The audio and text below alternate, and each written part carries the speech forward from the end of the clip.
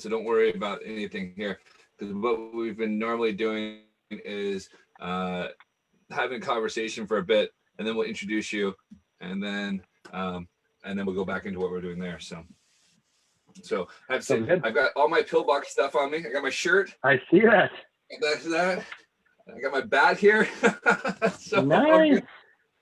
Because you guys sent me a bat last year, 2 years ago, when you guys were looking for people, and I was like, well, I'll throw my hat into the ring and say, all right, maybe someone in Scotland needs a bat. So there you go. I like it.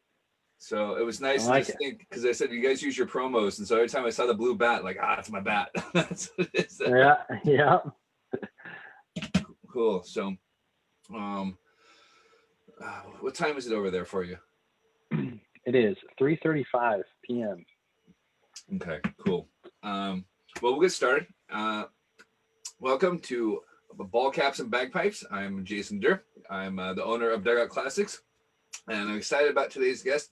We have Dan Watson of Pillbox Bat Co. And I'm a big fan because I've got a bat. You can see I have the pennant up for theirs, and I got my shirt on today. So Dan, why don't you introduce yourself? Yeah, so I'm Dan Watson. I'm one of the co-founders of Pillbox Bat Company from Minnesota, northern Minnesota.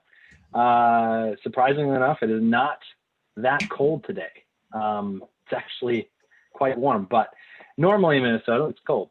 But we love baseball up here just as much as any other state. But yeah, I started Pillbox Bat Company. I don't know if I'm getting too far into my introduction here, but I started Pillbox Bat Company with one of my best friends growing up. I literally known Zach since I was in diapers, since we were in diapers. And yeah, this has been a passion project that's turned into to something pretty legitimate. So yeah, we've been having a lot of fun.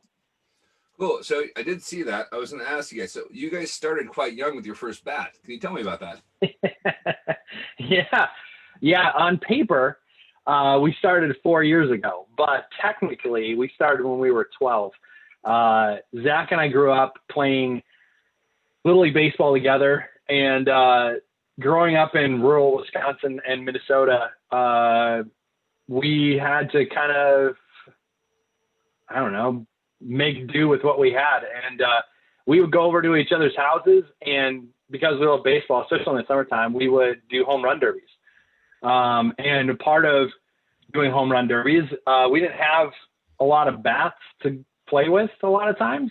And so we would go out to the woods, find a log, cut it down to about a bat length, and sit down with our pocket knives and whittle away until we had something that looked like a bat, and then we'd paint them and have home run derbies. So yeah, you guys actually whittled the bats off. Yeah, it took an exceptionally long time.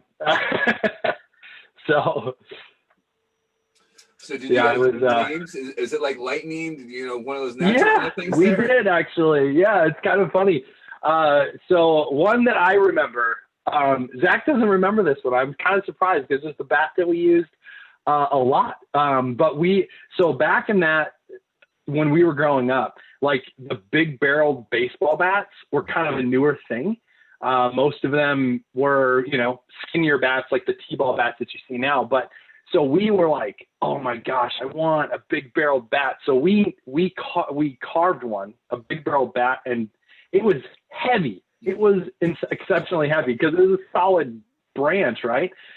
But we like bored out the bill and stuff like that, trying to get to weight down. And we played with that one for all the time. And we nicknamed it Big Bertha because it was a big barreled bat. So Big Bertha was the name of that one. We had other names for them. I think one that you can see on our website, on our timeline, I think we called that one Slim because it got way too thin. Like, when you're carving, you like take a huge chunk on it and you're like, oh shoot, that was way thinner than I thought. So yeah, we came up with names for all of them. It was pretty fun. So it's interesting you mentioned that you bored the barrel of the bat. Did you guys ever try to cork it? Because that was a big thing growing up. That people had corked bats. Absolutely. I don't know if we tried to cork it. If we had any idea how to do it, we probably would have, because it's like, hey, this is our backyard. Anything goes, right? So I'm not sure what we did. We were playing with tennis balls and basically tree limbs as bats. So, yeah. Oh, it's good fun. So usually John asks about your earliest baseball memories and how far you went in baseball. So I'll ask the questions. He's watching a football match right now, so his team's playing. So he's got to watch it. And last I checked in, it was 1-0, so it must be pretty close. So if you tell us about your growing up, about baseball and your experience, and how far you got with baseball. Yeah. So me personally, my earliest baseball memory, golly, I don't have many memories of growing up without Zach. And so it was probably, I remember vaguely playing T-ball, but I think around 10 and under is when Zach and I started playing actually on the same team, maybe even a little bit earlier. Yeah. And I remember, he pitched, I played shortstop. We were a really small team. But we played hard. We played in a bunch of tournaments. We were kind of a traveling team, but I wouldn't say a traveling team because we were literally the only team in the town as far as Little League goes. So, yeah, my dad was a coach and we played all the way up through 14, and then we split ways, and he played for his high school. I played for a different high school, and I actually ended up playing 2 years of college before I joined the Army. And so I left college and joined the Army. I was in the Army for a while. So I was going to ask you, so who was the better player? Well, I mean, well, he was definitely the better pitcher. I'll put it that way. You see, he played pitcher and outfield. I played shortstop and pitcher. You know what? I'll be fair. He pitched way more than I did, so he was probably the better pitcher. Right. He was pretty much a guaranteed throwing strikes. He was on all the time, so he pitched a lot. I mean, I did play college ball, so I don't know. You be the judge. I can see you guys arguing over this later. Going, come on, man. You bet. So I did see that you played college ball, and I also saw you played in the Metrodome. So being from Seattle, the Kingdom was absolutely rubbish, and I got to play a game there as well. I want to hear about your experience about playing in the Metrodome. Oh my gosh, it was my freshman year in college actually. We played in the Metrodome. I don't remember who we played against, but I actually pitched that game, and I remember walking out in the pitcher's mound, and I had goosebumps so big they hurt. I felt like they were gonna pop. Like looking out into the outfield and seeing the banners of like Kirby Puckett, Kent Herbeck, Rod Carew, and Tony Oliva. I'm just like, what the world? This is unbelievable. Seeing my favorite players growing up and their banners out and their numbers retired out in the outfield wall. Remember watching games from these, from the seats and just like, I can't believe I'm standing here on this field and I'm on the pitcher's mound. Like I remember watching the 91 World Series and,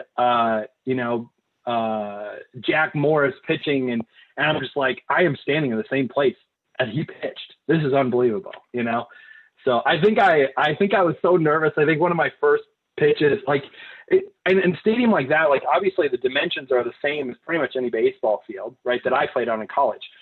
But when you're standing on that mound and you have that many stands, like it seems like like you're throwing the ball a mile to get it to home plate. I think I chunked my first pitch and like it hit before the plate and bounced to the backstop. I was like, whoa, I need to pull it together here.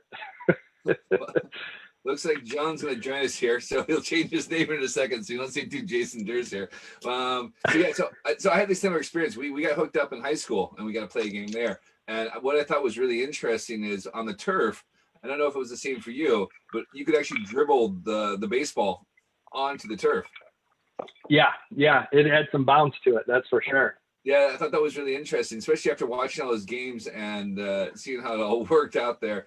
But yeah, I was like, I can't imagine these guys playing on this kind of stuff day in, day out, and like that there. So yeah, I was thankful for our outfielders because they were blazing fast. Because I'm like, man, if one gets to the outfield, it's just gonna roll forever. So we were talking with someone yesterday, and we were saying that we were talking about turf infields or not, because he was in the inner city of Cincinnati and they play on grass. Now you guys are up in Minnesota. I'm guessing it's the same as Washington. We had a turf practice field and a grass real field to play our games on. Is it the same for you? I grew up playing grass almost the entire time. Although Little League was a little brutal because we played on a softball field that was essentially gravel. We called it the gravel pit. It was brutal. I have plenty of scars to show for it, actually. But in college, yeah, grass infield. The college I went to actually now has an artificial grass infield and outfield, which is pretty cool. Actually, pretty smart for Minnesota because you can remove snow a whole lot easier from artificial grass. Well, I said you may play gravel, but I still have all the burns from diving on the turf. You learn really quickly. It's not really smart to dive on turf. No, yeah, I made a couple dumb moves. I think the scar here. I tell my kids about this one all the time. Like, yeah, we were down by 1 or something like that. We had 2 outs and a ball squeaked by the catcher, and I tried to steal home, and I got tossed out and paid the price because I was bleeding everywhere. Oh, no. So I got 2 more questions, then we'll talk about the bat company there. So one, is Joe Mauer a Hall of Famer? So we've had this debate with my friends out here, and we're always like, does he make it? Does he not? He's MVP. It's a tough one. Well, I feel like if I said no, my house would probably get burned down. And quite frankly, I do think so. As a catcher in his position, I think that he's a Hall of Famer. And I don't know if you've ever seen him off camera, off the field. He's an absolute class act. So, I mean, he's a Hall of Famer, and not just on the field, but off the field, in my opinion. So, I mean, there are some other good guys in his position. I'll give you that, but I think in Minnesota, there's no question. Right. No, that was the argument because, again, so I grew up playing baseball there, and our guys here are just exposed to the game, and they go, okay, well, I mean, did he get 2,000 hits? Was he really that good? And I said, well, you're a catcher. Like you said, you're not expected to hit 300, hit 40 home runs. Like, it just doesn't happen. The right here gets to you there. And then I guess with that shift to first base, it was just like, you can just see him falling apart day in, day out. So yeah, that's where catchers go to retire. Yeah. First base.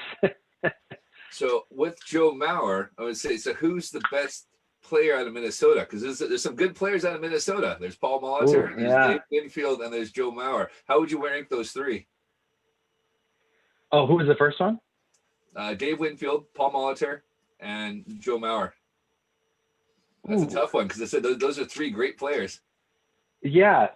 Oh, man. And I thought you were going to go for the current team, so I was already thinking who's the best player. Those 3 names, Paul Molitor. Because they're all Minnesota guys. They're born and raised. They are. Yes. Man. I mean, Dave Winfield's a hard one for me to statistically to get by as far as being the best. Paul Molitor, yeah. I'm gonna go with Dave. I think I'm gonna go with Dave. Man, that was a good question. That one's hard. I might lose sleep over that one later. Be like, oh no, maybe. I see. I'm a big Dave Winfield fan because he was a Padre, so that was always that, and then he was a sport athlete. So I've got a soft spot for him. So, but yeah, for sure. Whenever I talk to my guys from Toronto, they're like, no, Paulie was definitely number 1. He was a guy there. Of course, of course. So we have these arguments back and forth, and so it's always good fun to say, all right, which one is there? So, yeah, cool. So let's talk about Pillbox.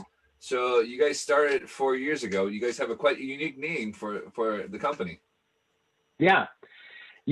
So when we were starting the company, we wanted to come up with something. So kind of the whole vibe of Pillbox, like Zach and I, we absolutely adore baseball.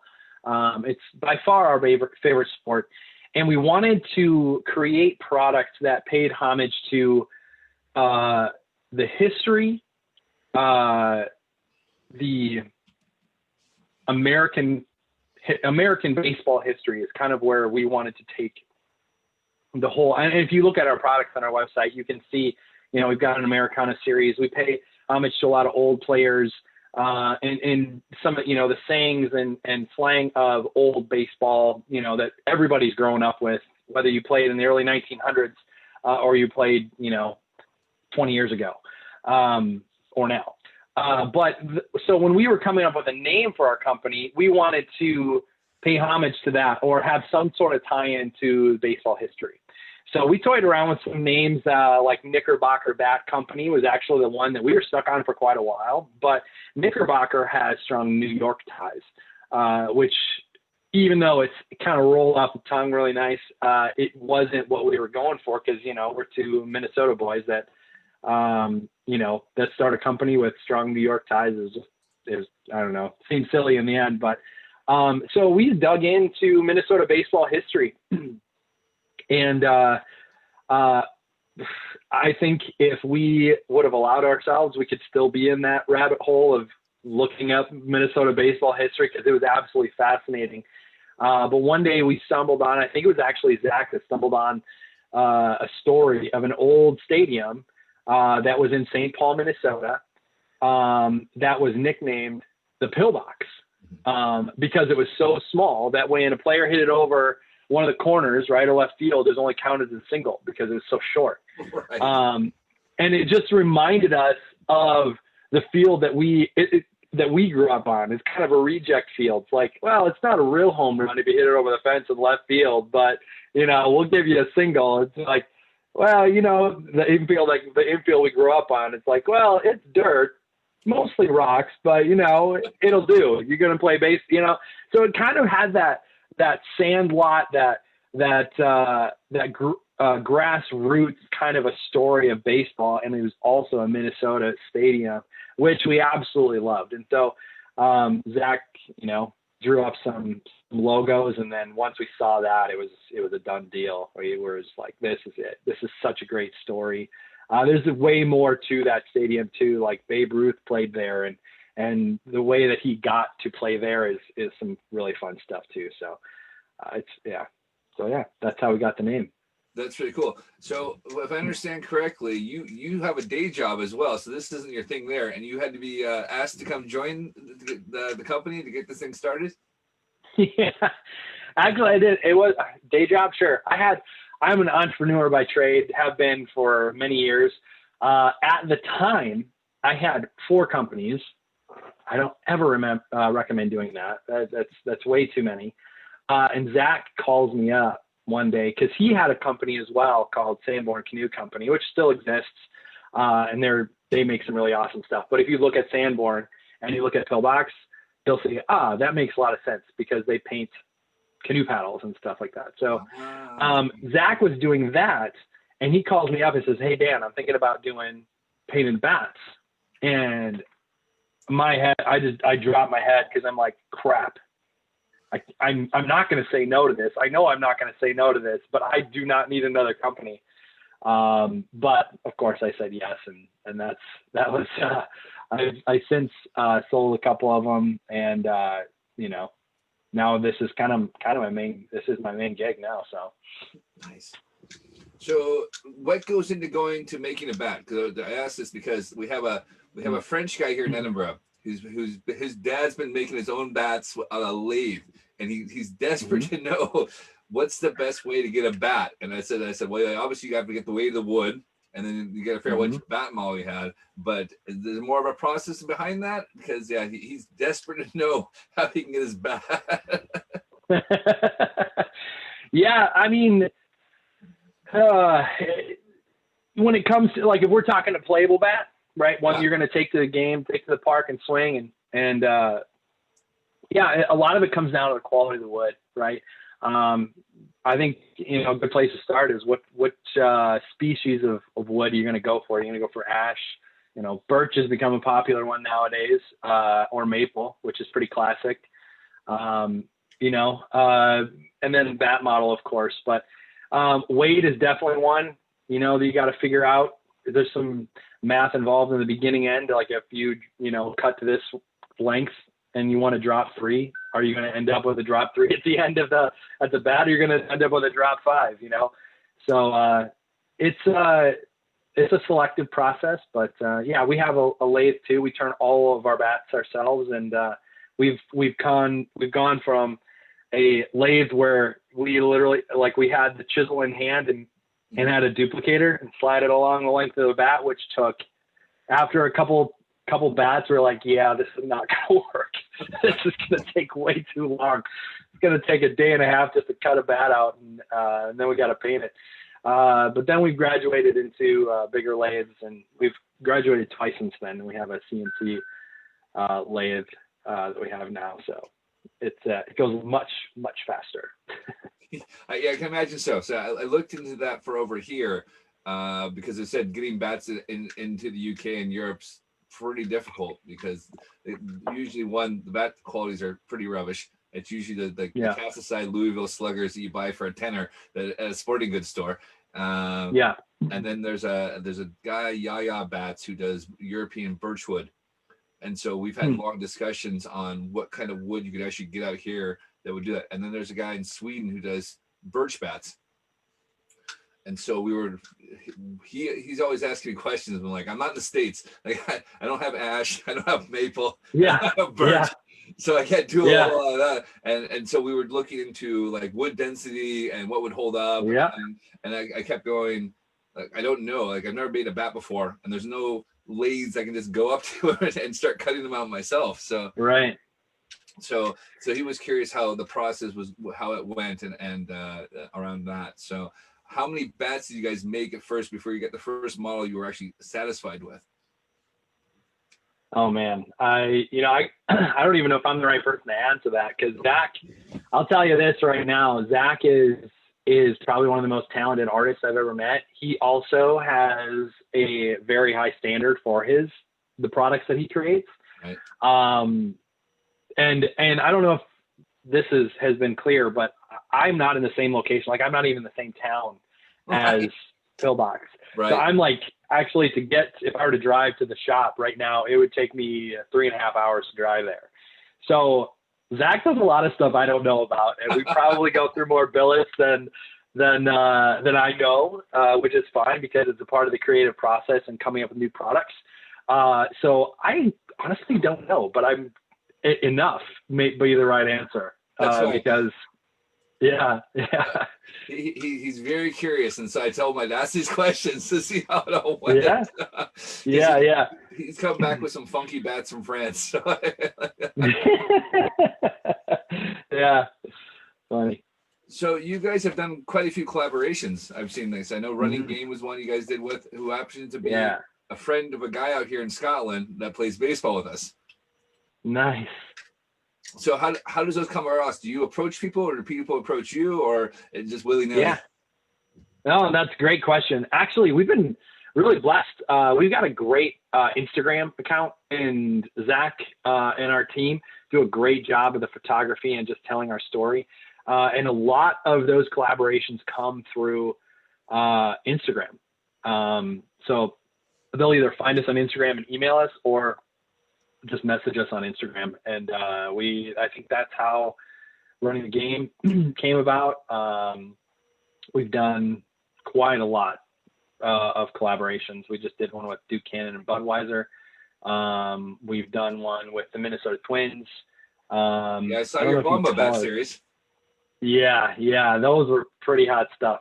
That's to date, those are my favorite bats. As a matter of fact, the bat that we made for the Twins when they broke the franchise home run record, to date, my favorite bat we've ever made. It is the coolest. It's the coolest one we've ever done. It's really cool. And Zach also will say that he'll never make that bat again because it was very tedious. So how fun was it you guys to go to the Twins game and present the guys with the bat? I mean, that must have been pretty awesome. Oh man. Yes, it was. I'll answer that way because there's also a very sad story behind that. I wasn't able to attend the game. Oh, no. I wasn't able to attend the game. I know.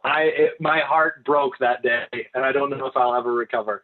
No, so I would coach my son's Little League baseball team, and we had our team like end of the year get together that night. And so I'm thinking, oh, maybe I'll get, I'll stop in, and then it started to rain. Like there was all these things. I'm like, I'm going to go. And oh no, I'm not going to go. And I'm going to go.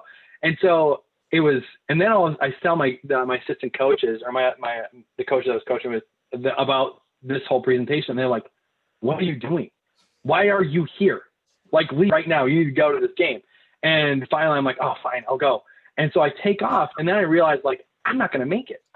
It's 30 minutes till game time, and it's an hour drive for me. Like, I'm going to miss the presentation. I'm going to miss everything, and I'll just be there to watch the game. And, yeah. And then I turn around, come back, and then there's a game delay. Because of the rain, there's a game delay, and I didn't realize it, and it was like I got caught, like, do I go? So, end of the day, I never got to go. But being a part of that moment with the Minnesota Twins and having our bat, you know, having Eddie Rosario receive the bat from Tony Oliva, who was a part of that record-holding Twins team, absolutely magical. And it has fostered a relationship with the Minnesota Twins that I could have only dreamed of. It's been really cool. That's awesome. So one thing I was going to ask you about is your Shark series. Where did this come around from? Because I said all of a sudden I started seeing those there, and I was like, "What?" I said, "What is this about?" I said, "I never actually got a chance to ask you guys to see the story behind it." So, yeah, that's a fun. That again, Instagram brought around this kind of collaboration because it was a customer that reached out to us and said, "Hey, I know you do custom bats." This guy, he was like a VP of some big financial institution out in Pittsburgh. And he's like, it's my son's birthday. He loves sharks and baseball. I don't care how much it costs, but I want to see something cool. And Zach and I look at each other like, sharks and baseball? What? Like, how do you blend those two things? Like, and so we put our heads together, and you know, being that a lot of our bats are themed around just American history, American baseball history, all that kind of stuff, we stumbled upon, or the idea popped to do like the nose cone of like the old World War II fighter jets or fighter planes, and so that's what we did. It's like, what if we put that like shark mouth on the end of the bat, like the nose cone of one of the jets, and then we'll maybe like paint the rivets going down the side, paint it green so it looks like either the plane, or even sometimes they put them on the bombs and stuff like that. And so we did that, sent him the mock-up, and he was like, that is unbelievable, it's perfect. So yeah, that's how the idea came about. And then we loved it so much, we're like, let's keep this. Like, we need to make this a regular rotation. And so it, since then, has been one of our top sellers in full length and the shorts and the mini bats. So especially in the mini bats.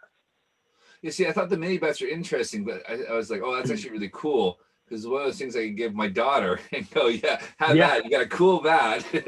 Yeah. So was that something you guys just kind of stumbled upon with the mini bats, or it was just like the guy asked for it and we gave him a mini bat and it just happened to be that way? Well, he ordered a full length. Right. The mini bats, I don't know if they came around later. We just wanted to, as we started to develop product, we knew that, our full length bats, they're not an impulse buy, right? They're a little bit more spendy. And so we wanted to create something that was a little bit more approachable, so that we would grow our sales, so more people would buy our stuff. Maybe start with a mini bat and they'd be like, man, this is so cool, I want a big one just like it, or something like that. So being that the shark bat was so popular in the full length, we obviously applied it to the mini bats, and it's been our number one seller since. So that's awesome. Cool. So you mentioned other products. You want to talk about your other products there? So you guys have quite a diverse range. And also I want to thank you for the pennant, which is awesome, which puts me in touch with Oxford Pennants, and they're doing me a custom one for myself. I bought it. I just got to get it shipped over there. So I got my store logo about yay big size. I can put it back up there. And so I was like, once I got it, like, this is the coolest thing. So that is awesome. Oxford they're so cool. I love their vibe. I mean, working with them was like a no-brainer. I mean, they kind of go after that old school Americana, old vintage baseball feel, which, I mean, that was they were like on the top of our list when it came to collaborations. That was actually a collaboration we reached out to them because we were big fans of them prior to. So we were like, we got to work with these guys. So I'm glad that worked out for you too. That'll be really sweet. Yeah, it was cool. it was one of those things when I saw they did custom banners, and I was like, all right, I need a shop banner. Second, but eventually, because right now everything's online, but eventually I want to go and get a retail shop, and I want to have a big old banner up there. So perfect. Yeah, that'll be sweet. So that'll be sweet. Yeah, so you have other products there. Let me see. We've got pennants, banners, wallets, earrings, shirts, baseballs, and a book. Yeah, the book. Yeah, we've got all that stuff, and we're planning on expanding even more. We just had a brainstorming session with our team for an entire day, and the list is long. So keep following us on. The best way to follow that stuff is on Instagram. So, but yeah, we make wallets, which I love, out of old baseball gloves. We buy old baseball gloves in bulk off of like eBay or something like that, and then we send them to our friends at Leatherworks Minnesota. They've been friends of ours for even prior to Pillbox even existing, and we pull them apart and they stitch them back together in wallets, and they're absolutely gorgeous. We do, and of our scraps, we have one of the ladies in our shop. She takes the scraps and makes earrings out of them. Just cause, like, what are you gonna do with scraps? Might as well turn it into something. So, wood pennants is actually one of my other favorites. I actually have some sitting back there. Yeah, go ahead and grab it, if you want. Yeah, I'll grab it. Let's actually, I'll grab a couple of things here. Little show and tell. We got these wood pennants, wood bats only here. It's one with our logo on it. Here's the 307 along with the Bomba Squad. Nice. Bats. So we do a lot of those collaborations. We'll make a bat and then we'll pair it with a pennant. And so we're planning on doing that for a lot of other, making that a bit more of an offering, because these, again, are that price point that's a lot more approachable. So it's fun to make something that anybody coming and finding us on our website can not spend a lot of money or spend a lot of money and still leave with something, Yeah. So that's what we've been trying to do. But we got these, this was a project that's just kind of showed up. I'll show you this one since I'm a big Twins fan. But this one, that's Kirby Puckett. Yep. Zach started making these, and they're awesome. We've got Roberto Clemente. We got Pete Rose. So there's they're kind of fun. Slide. Everyone's got the iconic slide. You got to have that Pete Rose slide. Yeah, exactly. We got a Babe Ruth one too, and yeah, it's pretty cool with the art stuff. Zach, like I said, he's one of the best artists I know. It's funny. Sometimes I'm like, wait a second, like something will pop up on Instagram or on our website. I'm like, wait, do we make that? That's awesome. Like, because I'm more on the business development side of things, trying to, create these new relationships, and Zach is on the product development. So sometimes there are things that happen that I don't know about until they hit Instagram. I'm like, this is awesome. Well, speaking of products, let's go into what are you doing for the fundraiser? I know what you guys are doing, but you want to tell everyone who's watching what you're doing? Yeah. So we've been working with or have licensing for the Negro Baseball Museum, and been making bats for the different Negro baseball teams for a couple of years now. But for the fundraiser, we have redesigned them. And again, if you go to our Instagram, we've launched the new, at least the first part of the series on Instagram, and they are gorgeous, fully from tip to tail. They're painted in versus before they were just the barrel. So tip to tail, they're painted and they are stunning. I don't even know what else to say about them. Our artists at our shop continue to amaze me with what they're able to do with a baseball bat as a canvas, and this is no different with these Negro baseball logoed bats. And we have one that has all of the teams on it, so it's a collective bat, which is really special. I think this being the 100-year anniversary, that it's truly it's a humbling experience to be a part of the project and to honor those teams and to make something beautiful for people to have in their homes to remember that. And just, it may not have been the most shining example of American history, but it is baseball history. And some great players came from those teams. And that's, silver lining for sure. It's truly something special to be a part of. So. Well, you answered a question that usually John gets to ask you guys there. So I'll tell you what the question was, and you've already covered it. So he says, as an American and as a baseball fan, what do the Negro Leagues mean to you? And I think you pretty much covered that with your answer there. So there's no point in asking again. So. Yeah. I mean, I don't know. It's something really, it's kind of one of those pain points, but it's also something that, to me, it means progression, right? Because eventually the Negro baseball teams in the league was disbanded, and those players ended up playing for, or a lot of them did, not all of them, unfortunately, ended up playing for the Major League Baseball.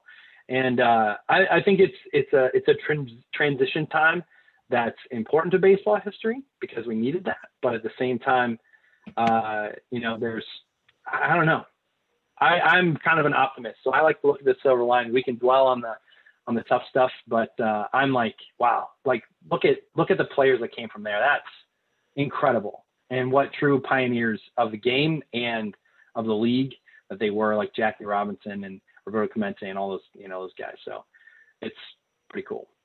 Nice, cool. So we're gonna open up some baseball cards, and we'll go there. But I was very curious there because I think. The first thing I saw on Instagram was your 3-strike back, the black one with the yellow cross. Yeah. That's awesome. And I always want to know, can you play with that? I mean, would it ruin the artwork on there? Because that was my biggest thing is like, I always wanted to get one, but I didn't actually want to ruin the art of the bat because it's just a beautiful bat.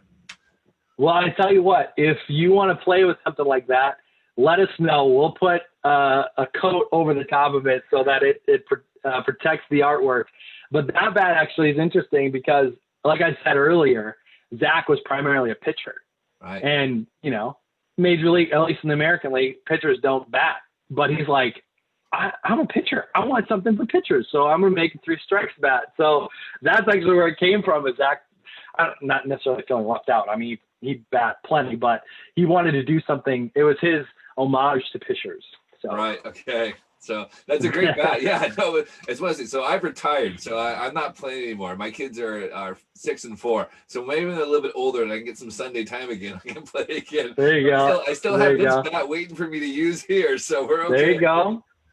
So cool. All right, well, we'll open up some cards and we'll let you go back to work. So I'm a junk era wax guy, so I've got about let's see, about 7 packs of cards for you to choose from, and we'll pick one. And we'll open it up, and you can decide which, and we'll just talk about the players. So we've got 87 Topps. Ooh, okay. 89 Donruss. All right. 1990 Score. 91 Studio. Ooh. 92 Donruss. 92 Pinnacle. And 93 Studio. Dang. All right. Being a Twins fan, 87, 91. So I'm going to do one of those two. I'm going to go just because I remember this. Well, we can do, I was going to say 91 because that's the series I remember the most. Right. And it has, I mean, there's not a Twins player I probably don't remember from that team. There might be, but most of them I do. We'll do both because the 91 pack's quite shallow, but it does have the one card that I think is the best card I've ever seen, and I didn't know about this till about this year. But it's got the Steve Lake card with a parrot. No.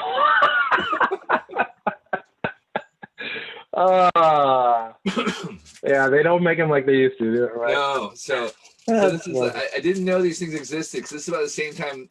I think I was about a sophomore in high school, so collecting baseball cards was not cool.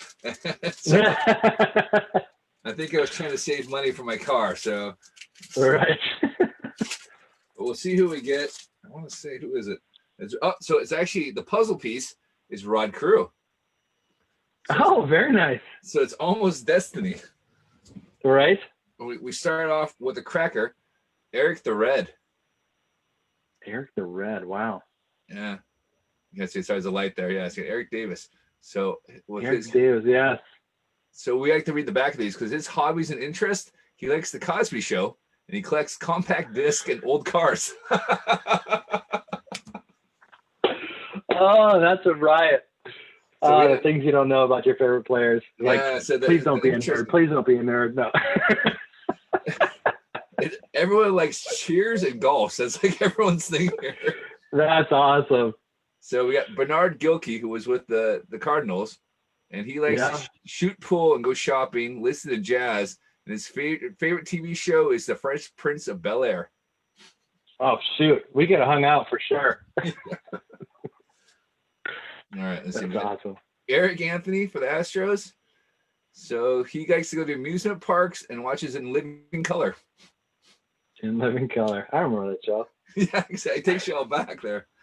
All right, we got a Mariner here. Another glass of whiskey. I'm out of saying the opening song to that show. What kind of whiskey do you have? I am drinking Pendleton, actually. All right, yeah, I'm aware of that one. So that's not a bad one at all. So I've got I've got mine from the Whiskey Society. So I've got a buddy down there that gives me. I got connections. So. Oh, nice. Jealous. Let's see. So we've got Brian Holman of the Mariners. He likes hunting, fishing, and listens to contemporary Christian music. He also watches Cheers and collects guns. Shoot, sounds like he's from Minnesota originally. Let's see. Let's see where he's from. Nope, Denver. He's from Denver. Very good. Well, that makes a little bit more sense. Or Wisconsin. Wisconsin. That sounds like stereotypical Wisconsinite there. We'd have to be a Packer fan though. We got Bill Gullickson, and he likes to fish. He likes country western music, and he actually follows the Giants, the San Francisco Giants. Huh. Don't normally get guys submitting they like the other teams there, so. Country music, country music and fishing would also be on my card if I had one. Yeah. So there we go. Juan Gonzalez. No way. Yeah, that's a great one. There's one of Edgar Martinez that we actually had to do a double take because we didn't recognize him. Yeah, so, right. Juan watches TV and basketball, and he watches Miami Vice. Miami Vice. Yeah. Guy. It's so old. You're like, oh my gosh, yeah, I forgot that was around. I love it. Yeah, right. Warren Cromartie. He likes to play the drums, listens to world music, and his favorite TV show is The Simpsons. That's like a turn I wasn't expecting. Yeah, The Simpsons. World music, like second, play the drums. Third season, that's pretty old. I'm a big fan of The Simpsons. Oh man, I didn't see that one coming. World music, playing the drums, and The Simpsons. Oh shoot, that one. That's just it. I mean, you guys need to get a box of these cards one day. Just go through it and just have a good laugh. It's a lot of fun. Yeah. Okay, we got Chris Hoyles of the Orioles here, and he likes hunting, fishing, and country music. He enjoys Cheers and Alf. You remember Alf? Alf, heck yeah! That's funny. So the alien puppet. Yeah, exactly. That's the first Alf we've come across. No one said Alf yet before. That's funny. I think Alf is on Hulu or something like that. Right. And I tried to introduce my kids to it. Like, you guys have got to watch this show. And they're like, Dad, that looks so dumb. I'm like, it is, but still, we got to watch it. Yeah, exactly. Yeah. I know. I've tried like all my American stuff. My kids out here, and they're like, nope, not going to happen. Yeah. That's it. So. Oh, man. We recently got into Family Matters, and they're actually pretty hooked on that with Steve Urkel. Okay. Oh, man. Yeah, what a blast from the past that is. Yeah, I said, luckily you don't have. There's some crazy British shows out here. I'll tell you that. Gosh, who do we get into? Blippy. Blippy's a new one they found now, and okay. Yeah, he goes around to amusement centers and like ball pits and plays in there. It's like for like 4-year-olds. I'm just like, I don't know, man. This guy's crazy. All right. It's kids. Like I said, you watch a lot of crap. Right. All right, we've got Dave Anderson of the Giants. He All likes right. golf, fishing. He listens to rock music. His favorite TV show, L.A. Law. LA one. All right.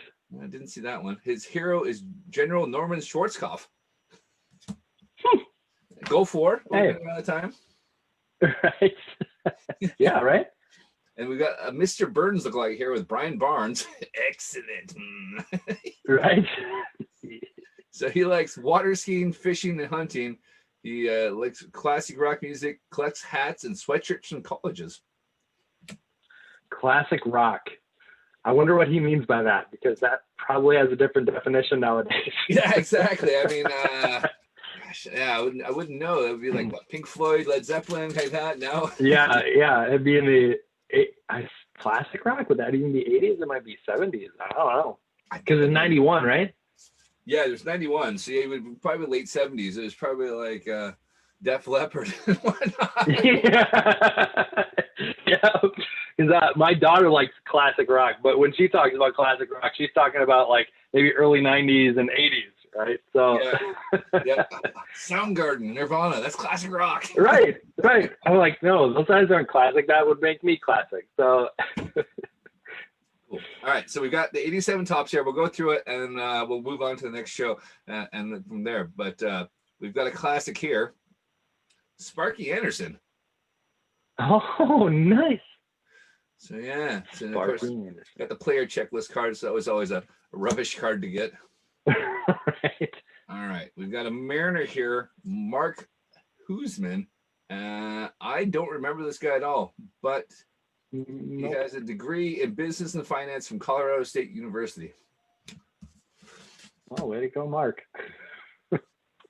We've got a Royal, Rudy Law. I don't remember him. I don't remember him either. No, he's a big fan of the Lakers. So there. Hey, there you go. So I do remember this guy because this guy was a Mariner. Bill Caudle. He was a closer for the Mariners for a couple of years. Didn't matter. There's no games to close, but he closed for the Mariners. But yeah, so he was known for Cuffs and the Inspector. That was his nicknames. Yeah, this is like early 80s Mariners, and there wasn't a lot of wins, and they had him like dressed up as Sherlock Holmes. That's how you got the Inspector kind of thing. I did a lot of hot foots. That's what I remember from this guy. So this guy kind of bounced around a little bit, but you probably, was it Juan Berenguer? He played for the Twins. Juan who? Berenguer. I think it was one of those. I don't remember him. I don't know. Yeah, he bounced around, but he was the member of the Panamanian national team back in 72, 74. So you never know. Tony Bernard with the Indians. He was kind of always around. And he is the parent of 3 children. That's what they like to tell us there. We're really kind of striking out in the cards here. We got Andy McGaffigan. McGaffigan. All it says about him is he played ball at Florida Southern College. Yeah, exactly. I mean, sometimes you get taxes, right. nothing in there. So, but at least we got Dave Stewart for the A's. I remember Dave Stewart. Yeah, he was quite cool. So, let's just say he was a baseball and football All-American during his high school career. Yeah, I remember I had this handheld electronic baseball game growing up, and Dave Stewart. You wanted Dave Stewart pitching. Right. Okay. He was the man. Right. Okay. I must have missed this game. Was this one of those like D battery games you stuck in the back, or? No, it was a Game Talk. Do you remember those? Yeah. Yeah, it was one of those. It was like MLB baseball maybe. Game Talk. Yeah. That takes you back. That's a long time. I've not heard that in like 30 years. Oh, funny. Cool. So we've got a Maury Wills card. I'm gonna turn back the clock on there so you can see it that way. So interesting enough, we just had somebody donate a signed Maury Wills jersey for our raffle here. Wow. So that's super cool. The guy wasn't a big fan, I guess. I don't know, and just wanted to donate something for the raffle. I was like, I'm not going to say no to a Maury Wills jersey. So somebody might want it. Yeah, no kidding. Let's see. We've got an Angel. We got Terry Foster. So all it says about him is he's got 3 daughters. But he started pitching in 71, so he's been around quite a bit. Wow. But yeah, I don't remember. I mean, he's got the body of Bartolo. I was gonna say, yeah, only one position he's playing. Everybody said you're left-handed. You can pitch as long as you want with your left hand. Yeah, right. Exactly. We just need somebody who throws with the left hand. Here you go. One of this guy, Dewey Evans. Dewey Evans. I'm pretty sure I had that card. I think everyone had that. I remember it just because his first name's Dewey. Yeah, it was a great name. It was like a Dewey Evans. All right. We got Denny Martinez. Denny Martinez. All right. Apparently, they like to tell everybody how many kids they have because he has 3 kids. So when I was collecting cards in '87, I didn't care if he had 3 kids. I want some cool stories there. All right. All right. We've got Jeff Leahy. I don't know.